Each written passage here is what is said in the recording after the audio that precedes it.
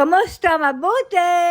For today's video, Palabas nga kami ng araw na yan at binitbit ko na din yung mga naiwan pa ng mga patapon ng mga damit ni Nilush. Karamihan nga sa mga itinapon ko ng mga damit ni Nila ay madudumi at may mancha na. At yung iba naman na pwede pang magamit ay hindi naman nasayang dahil meron namang kumuha dun sa aking pinagtapunan. Dito nga sa Israel ang mga tao ay kahit mga Israeli ay nangunguha din sila ng mga gamit ng mga itinapon na basta maayos at pwede pang magamit. Palabas nga din kami ng araw na yan at bibili kami ng diaper at marami nga ding nakakapansin na malaki na ang naging pagbabago sa paglalakad ni Nilush. Napakalaking tulong nga para kay Nili ang ginagawa namin paglalakad araw-araw sa umaga na ngayon nga ay mas mabilis na siyang lumakad kumpara dati na talaga namang maiinip ka sa sobrang bagal lumakad.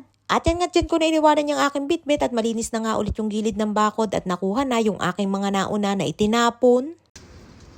Ano po, Leki?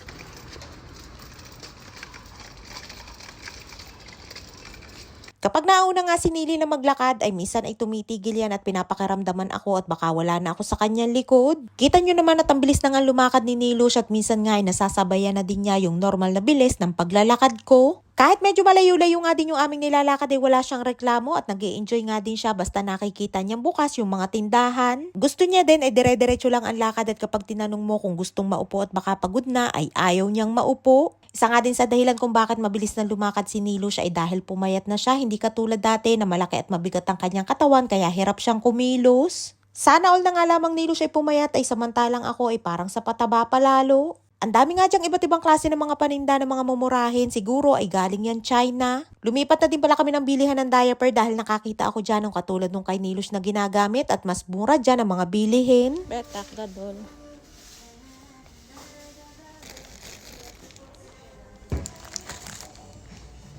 Slika, sekish bonaker.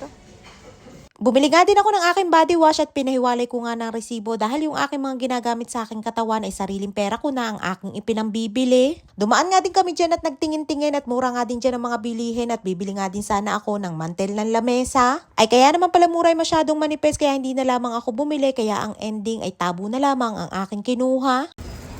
Sani, kakita ko ang Sandelation. Tawag-tawag nga ako ni Nilush at dalawa na daw ang aking bilhin na 10 shekel lamang o nasa 200 pesos at kapag isa naman ay 120.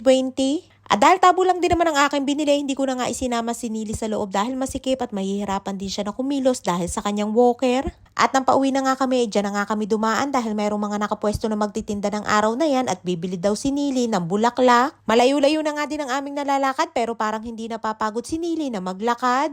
Yung dating Nili na bihirang-bihira nga lamang dating makalabas ng bahay ay ngayon nga ay sanay na sa labas. Dati pa naman ay gusto na talaga ni Nili na laging lumalabas, yun nga lamang ay ang problema noon ay si Lola. Nung nabubuhay pa nga si Lola ay hindi siya pwedeng laging iwanan na mag-isa sa bahay at ang isa pa ay madalas din sumasama ang kanyang pakaramdam. Ikinuha din naman dati si Nili ng caregiver na sinasamahan siya sa labas na maglakad-lakad ng isang oras. Yun nga lamang ay nai-stress din siya dahil minsan ay late na din dumadating. Mainipin nga si Nili kaya nagiging balisa din siya kapag may hinihintay. Hanggang sa napatigil na nga din yung pagsama simula nung naoperahan sa mata yung nakuha na caregiver ni Nili kapag lumalabas. Andito na nga kami sa bilihan ng mga bulaklak at bibili si Nilush ng pink roses. Simula nga nang nawala si Lola ay nahiligan na ni Nili na bumili ng bulaklak linggo-linggo. Tuwing araw ng Huwebes ko siya pinabibili ng bulaklak para mas bago at fresh pa yung mga bulaklak kumpara sa araw ng Biyernes.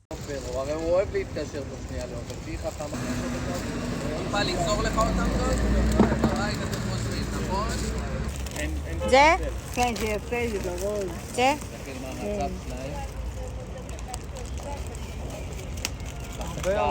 Madaming magagandang bulaklak pero isa lamang ang paboritong bulaklak ni Nilush at yan ay ang pink roses. Kahit alukin mo nga siya ng ibang bulaklak na kulay pink ay mas gusto pa din niya ang roses. Pusha pink nga napili niya ng araw na yan at wala ngang specific na kulay pink ang kanyang gusto basta may shades of pink ay pasok yan sa kanya. Minsan ay peach pink roses at minsan naman ay light pink roses ang binibili niya. Lahat ng kanilang mga tindang bulaklak ay 20 shekel pero minsan ay pinagpipilitan sa akin ni Nili na 10 shekel lamang daw yun. Siguro yung sinasabi niya na 10 shekel na bulaklak ay matagal ng panahon yun na nabili niya. Dumaan nga din kami dyan sa tindahan ng mga gulay at prutas at sabi ko'y bibili lang ako ng mangga at tinikman ko nga muna bago ako bumili. Wala nga lasa kaya dalawa lamang ang aking binili at dahil kinagatan ko nga yung isa ay para hindi naman nakakahiya. May mga tinda na nga din sila na peach at naalala ko nga din si Lola dahil paborito yan ni Lola.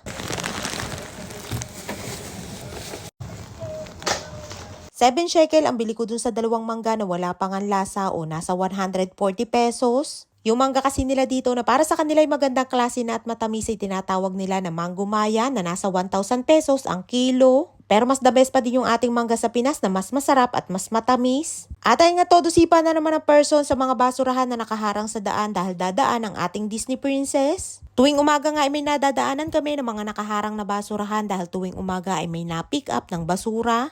Ay siya hanggang dito lang ang ating kwento for today's video at maraming po salamat sa inyong suporta at laging panonood. Mag-ingat po tayong lahat palagi. And please follow and share ako Infinity Private Resort and Events Place and please subscribe to my YouTube channel.